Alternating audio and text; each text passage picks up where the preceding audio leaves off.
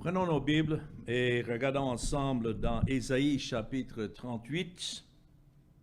Mon texte, c'est du verset 9 au verset 22. Et nous allons regarder ensemble la guérison du roi Ézéchias. La dernière fois, nous avons vu comment sa maladie que Dieu lui a donnée l'a bouleversé. Et il a crié vers l'Éternel pour que le Seigneur soit miséricordieux envers lui. Et effectivement, Dieu a promis être miséricordieux envers lui en lui donnant davantage 15 ans. Et le signe, nous avons vu la dernière fois, il a fait reculer de 10 degrés dans Ésaïe 38, 8. En arrière, avec le soleil, l'ombre des degrés qui est descendu sur les degrés d'Achaz. Et le soleil recula de 10 degrés sur les degrés où il était descendu. C'était le signe que Dieu avait donné à Ézéchias qu'il allait lui faire miséricorde cette fois-ci. Ça nous montre la souveraineté de Dieu, du fait qu'il a pu faire reculer de 10 degrés en arrière avec le soleil, l'ombre des degrés. Ça, en tant que tel, était un miracle. Mais deuxièmement, nous voyons sa souveraineté en répondant aux prières d'Ézéchias. Oui, Dieu exauce des prières. Il y en a qui disent, non, mais si Dieu a déjà tout ordonné, à quoi sert alors de prier? Mais c'est Dieu qui donne l'épreuve d'abord, et à travers l'épreuve, c'est lui qui donne le cri vers lui, et puis c'est lui qui exauce selon sa volonté. Alors, nous allons contempler ensemble dans ces versets 9 à 22, dans Ésaïe 38, cette guérison miraculeuse du roi Ézéchias. Commençons d'abord dans les versets 9 à 14 de notre texte. Ici, c'est écrit « Cantique d'Ézéchias, roi de Juda ». En fait, il a pris cette prière et selon l'Esprit de Dieu a inscrit cette prière sous forme de cantique. Nous ne savons pas le ton, comment était la mélodie de ce cantique, mais ici, c'était un cantique qu'Ézéchias a adressé à Dieu. Donc, cantique d'Ézéchias, roi de Juda, sur sa maladie et sur son rétablissement. Je disais, quand mes jours sont en repos, je dois m'en aller. Aux portes du séjour des morts, je suis privé du reste de mes années. Je disais, je ne verrai plus l'Éternel sur la terre des vivants, et je ne verrai plus aucun homme parmi les habitants du monde. Il est en train de réfléchir à la mort et ce que c'est d'être séparé de la vie qu'il a pu vivre jusque-là selon les miséricordes de Dieu. Et il dit, ma demeure est enlevée et transportée loin de moi. Comme une tente de berger, je sens le fil de ma vie coupé, comme par un tisserand, qui me retrancherait de sa trame. Du jour à la nuit, tu m'auras achevé. Et je me suis contenu jusqu'au matin, comme un lion, il brisait tous mes os. Du jour à la nuit, tu m'auras achevé. Il était en détresse, et même lorsqu'il se couchait avec sa maladie, il n'arrivait pas à se reposer. Donc il dit, je poussais des cris comme une hirondelle en voltigeant. Je gémissais comme la colombe. Mes yeux se levaient languissant vers le ciel. Ô Éternel, je suis dans l'angoisse. Secours-moi.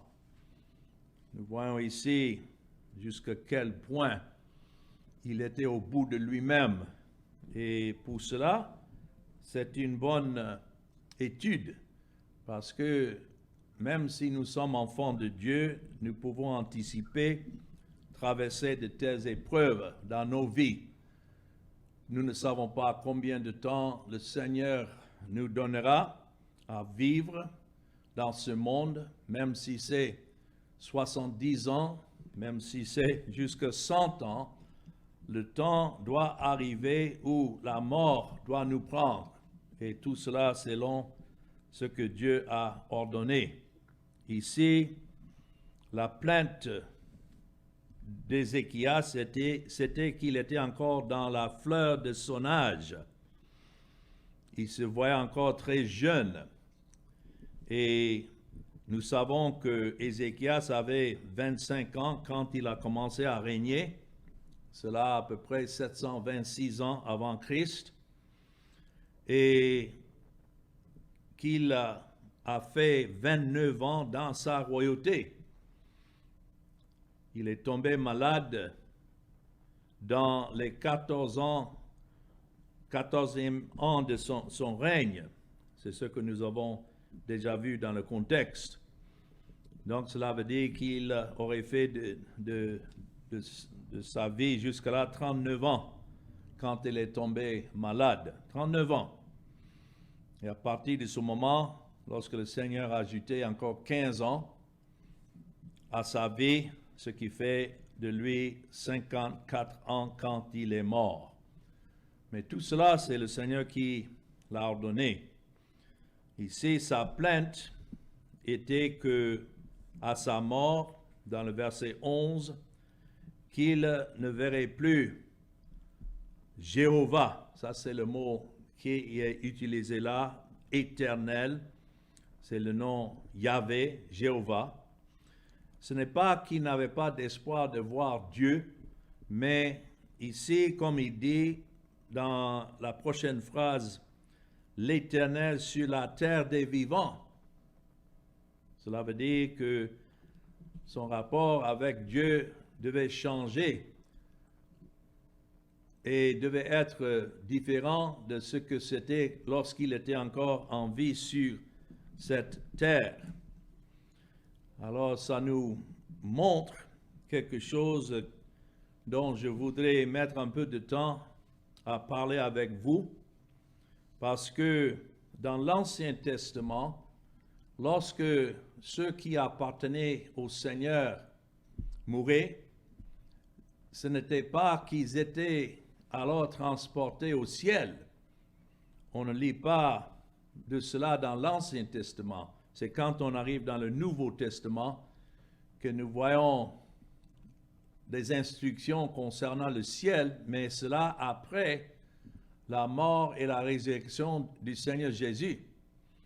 Donc ceux avant la mort du Seigneur Jésus qui mouraient dans l'Ancien Testament, qui appartenaient, qui étaient des élus de Dieu, appartenaient à Christ, ils allaient dans un endroit appelé le séjour des morts. Donc il parle de cela dans le verset 10, où il dit, je dois m'en aller aux portes du séjour des morts et donc être privé du reste de mes années.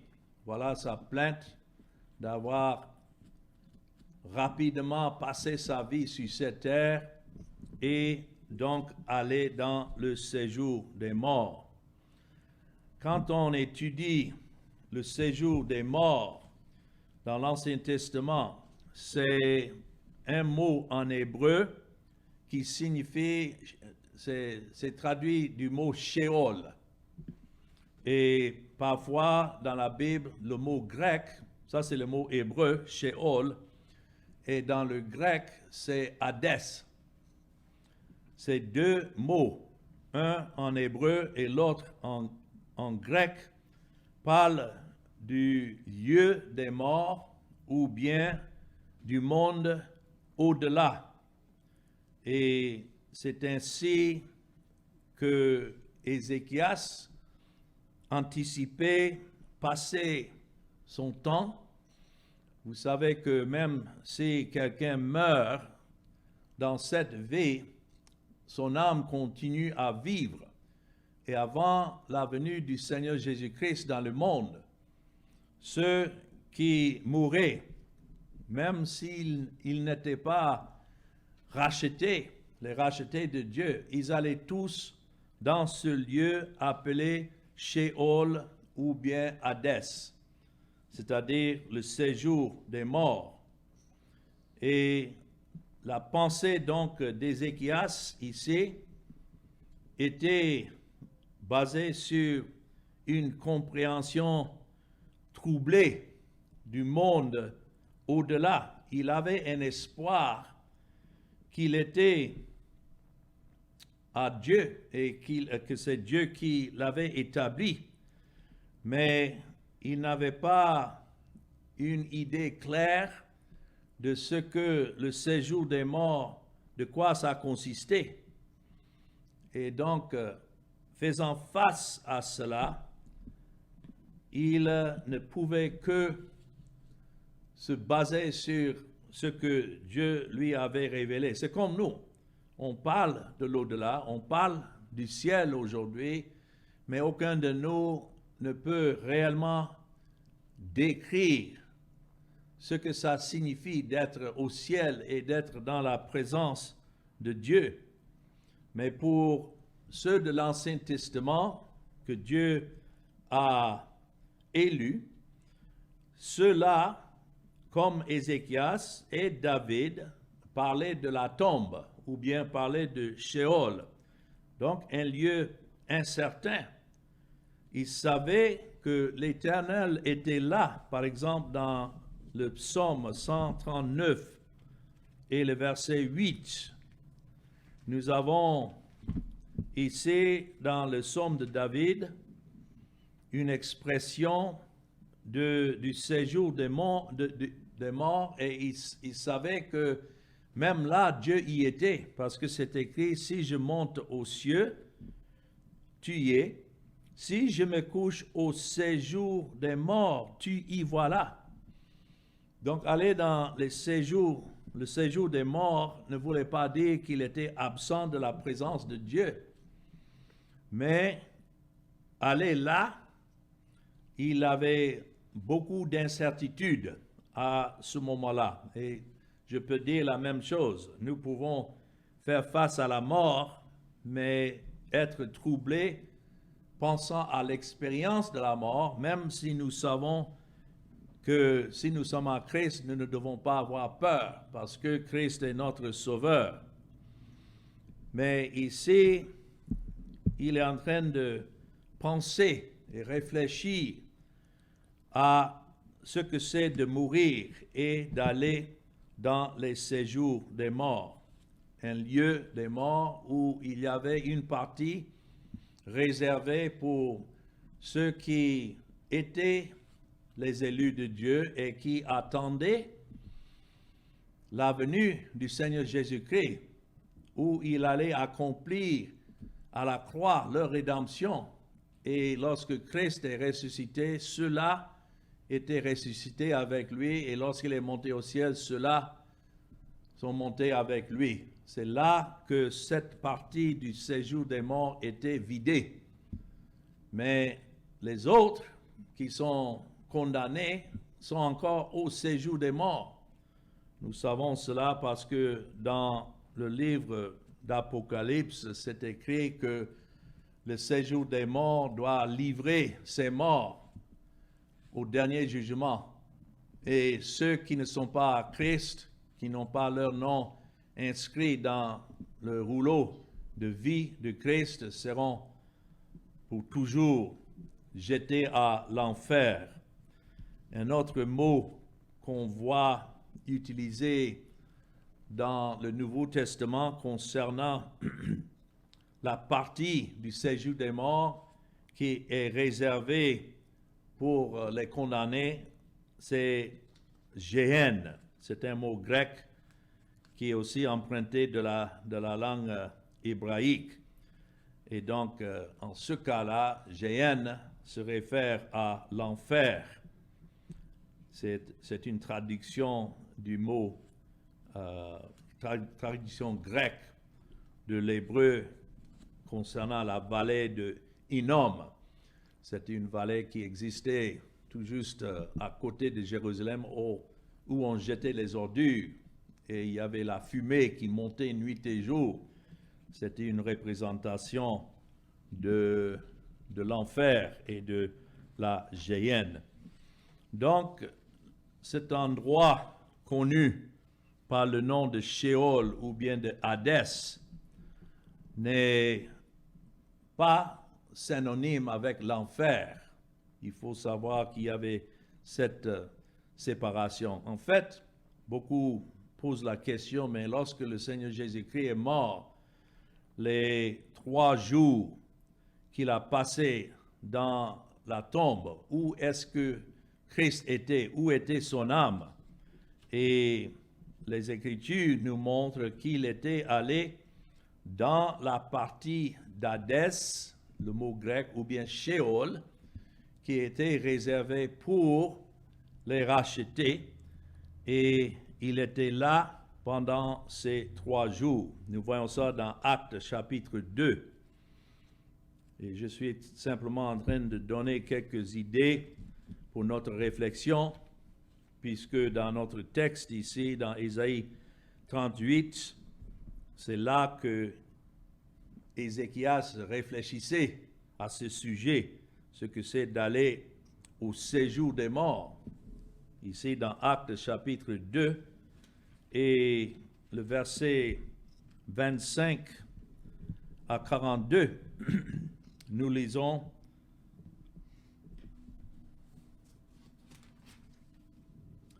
car David dit de lui, je voyais constamment le Seigneur devant moi, parce qu'il est à ma droite, afin que je ne sois point ébranlé. Aussi mon cœur est dans la joie et ma langue dans l'allégresse, et même ma chair reposera avec espérance. David, comme Ézéchias, réfléchissait au séjour des morts, et il avait cette confiance que Dieu n'allait pas l'abandonner à jamais dans le séjour des morts, parce qu'il dit, verset 27, « Car tu n'abandonneras pas mon âme dans le séjour des morts, et tu ne permettras pas que ton sein voie la corruption. » Par rapport à David, c'était une promesse que lorsque Christ est venu et qu'il avait payé la dette de David, qu'il serait délivré des séjours des morts avec les autres qui étaient là avec lui. Mais il y a l'application ici en ce qui concerne le Seigneur Jésus. Ce que David disait était en fait accompli par la mort du Seigneur Jésus-Christ. Lorsqu'il est mort, il est allé lui-même dans les séjours des morts. Et ce n'était pas possible que lui, le Saint, voie la corruption. C'est écrit dans le verset 28, « Tu m'as fait connaître les sentiers de la vie, tu me rempliras de joie par ta présence. » Donc David, d'un côté, réjouissait du fait que même dans le séjour des morts, quelles que soient les années qu'il devait passer là, la main du Seigneur était sur lui. Mais, continuons à lire dans le verset 29 ici, c'est ici nous voyons le lien avec le Seigneur Jésus-Christ, parce qu'il a dit, « Homme frère, qu'il me soit permis de vous dire librement au sujet du patriarche David qu'il est mort, qu'il a été enseveli et que son sépulcre existe encore aujourd'hui parmi nous. Comme il était prophète et qu'il savait que Dieu lui avait promis avec serment de faire asseoir un de ses descendants sur son trône. Notons, c'est la résurrection du Christ qu'il a prévu et annoncé en disant qu'il ne serait pas abandonné dans le séjour des morts et que sa chair ne verrait pas la corruption. C'est ce Jésus que Dieu a ressuscité, nous en sommes tous témoins. Alors, c'est pourquoi je disais que lorsque Christ est mort, bien sûr, il devait passer par le séjour des morts comme ceux qu'il est venu sauver jusque-là dans l'Ancien Testament, mais qui ne pouvaient pas rester là. Et Dieu, fidèlement, puisqu'il avait tout accompli, devait après 3 jours le ressusciter. Quand on regarde aussi dans 1 Pierre chapitre 3, c'est pourquoi je disais, c'est confirmé par les Écritures, que lorsque Christ est mort, il a passé par les séjours des morts. Dans 1 Pierre chapitre 3 et le verset 18 et 19, c'est écrit, Christ aussi a souffert une fois pour les péchés, lui juste pour des injustes, afin de nous amener à Dieu, ayant été mis à mort quant à la chair, mais ayant été rendu vivant quant à l'esprit. Notons, dans lequel il est allé prêcher aux esprits en prison. Où est-ce qu'ils étaient en prison? Ils étaient dans les séjours des morts.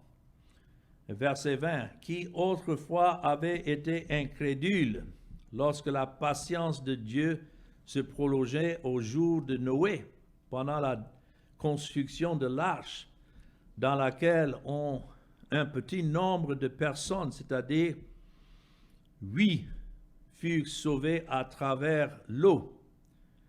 Alors, qu'est-ce qu'il est allé prêcher? Certainement, il n'est pas allé donner encore une occasion de se repentir à ceux qui étaient du côté des condamnés, non.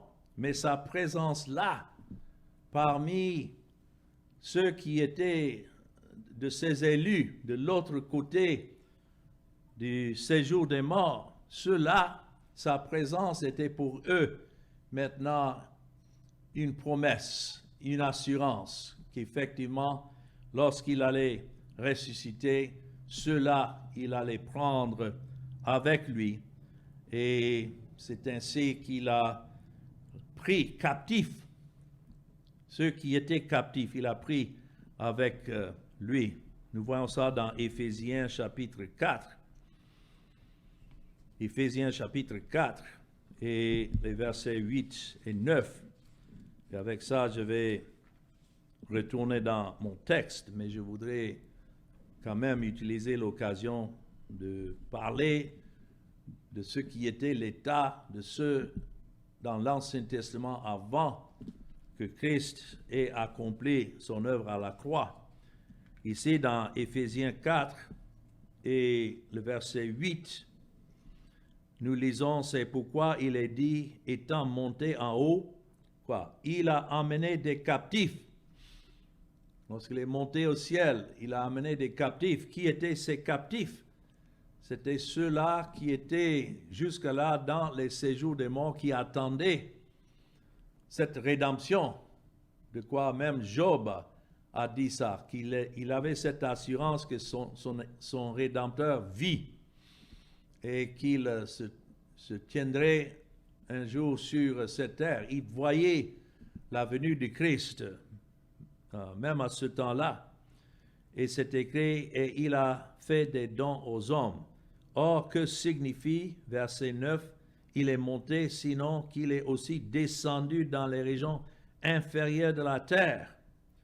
Et celui qui est descendu, c'est le même qui est monté au-dessus de tous les lieux, afin de remplir toutes choses.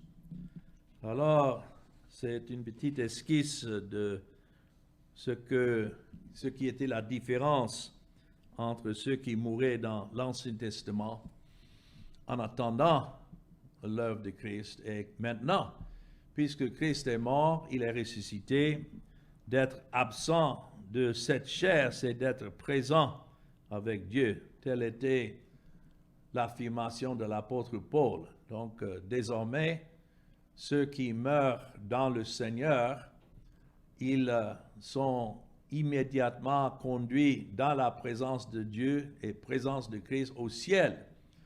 Mais ceux qui meurent en dehors de Christ, il y a toujours le séjour des morts qui les attend.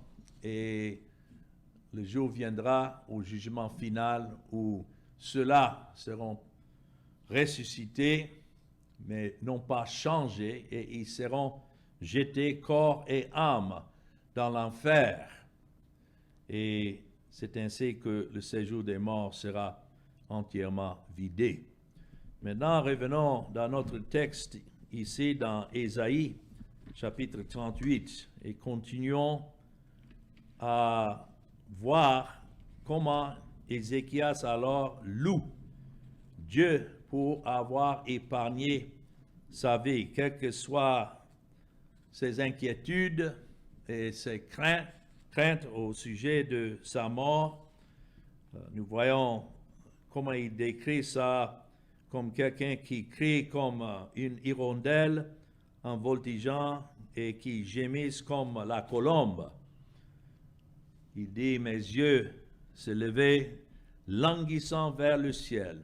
Mais nous savons que c'est le Seigneur lui-même qui était en train de diriger ses pensées, parce que il termine en disant, ô Éternel, je suis dans l'angoisse, secours-moi. Lorsque nous sommes en train de traverser de telles épreuves et le Seigneur tourne nos cœurs vers lui, nous ne pouvons que crier comme Ézéchias, ô Éternel, je suis dans l'angoisse, secours-moi. C'est certainement ce que le Seigneur Jésus-Christ lui-même a crié du haut de la croix lorsqu'il était abandonné des hommes, mais non pas abandonné de Dieu. Bien sûr, Dieu l'avait placé sur la croix, mais son cri était vers son Père. Alors, lisons ici comment Ézéchias, l'Esprit lui donne de louer Dieu à travers ses douleurs. Dans le verset 15, « Que dirai-je? Il m'a répondu et il m'a exaucé. Je marcherai humblement jusqu'au terme de mes années, après avoir été ainsi affligé. Seigneur, c'est par tes bontés qu'on jouit de la vie.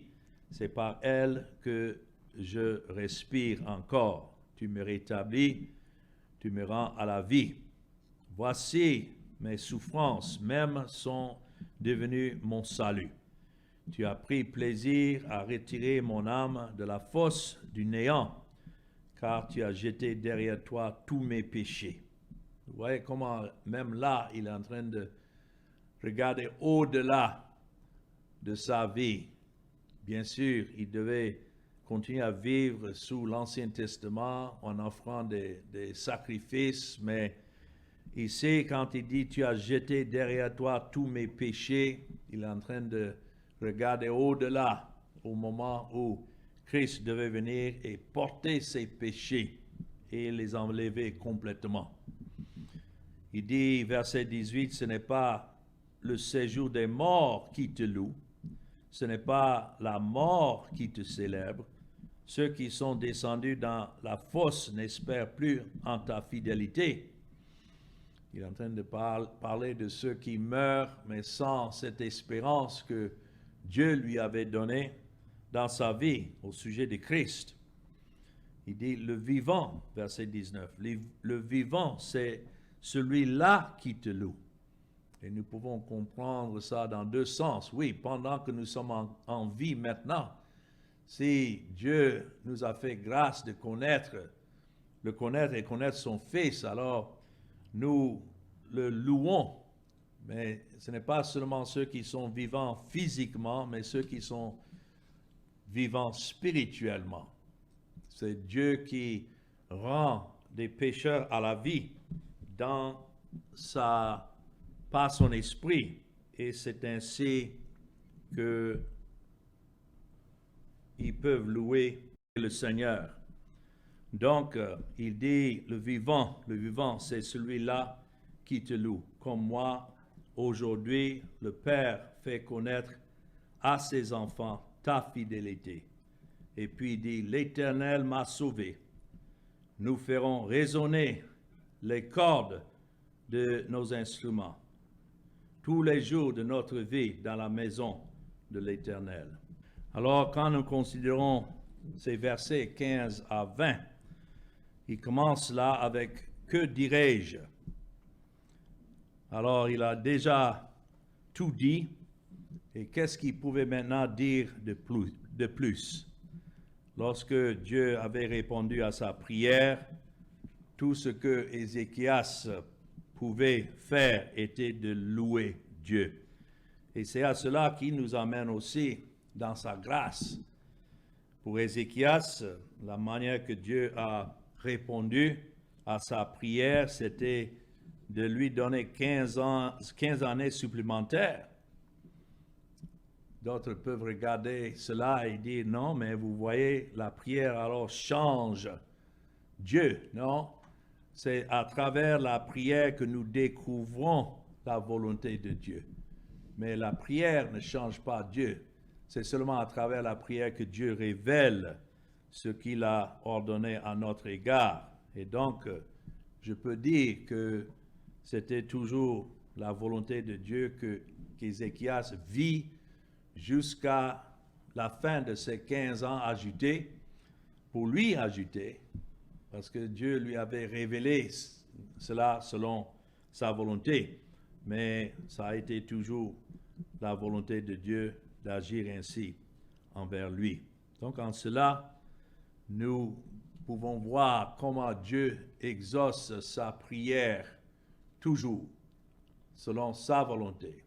Et en cela, nous pouvons nous reposer et savoir que quelles que soient les épreuves qu'il peut nous emmener, nous savons que toujours il donne sa grâce à travers ces épreuves pour que nous puissions le louer et le chanter comme a fait Ézéchias ici. Donc dans les versets 21 et 22 pour conclure, nous voyons en effet comment Dieu a guéri Ézéchias. C'est écrit, Ésaïe avait dit qu'on apporte une masse de figues et qu'on les étende sur l'ulcère.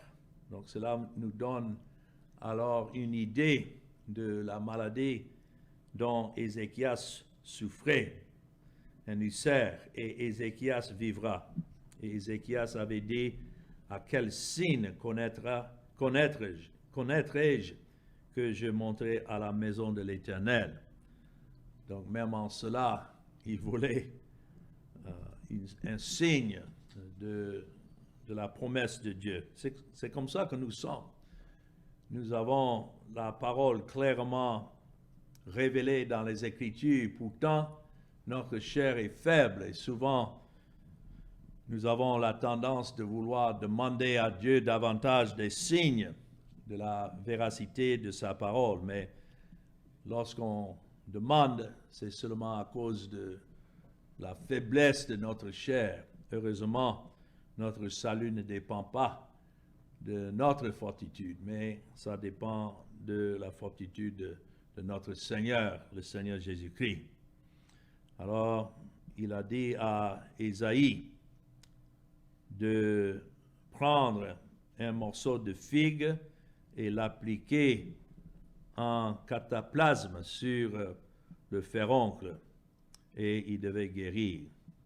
Nous voyons ici que même si c'est Dieu qui guérit, souvent il utilise des moyens.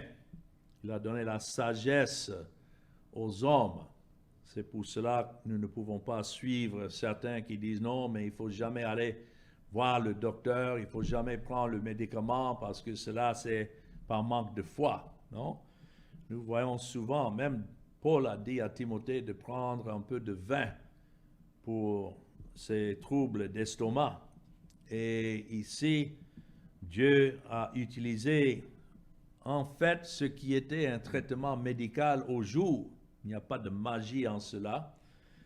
Que ces morceaux de figue contenaient ce qui était le remède pour la guérison d'Ézéchias.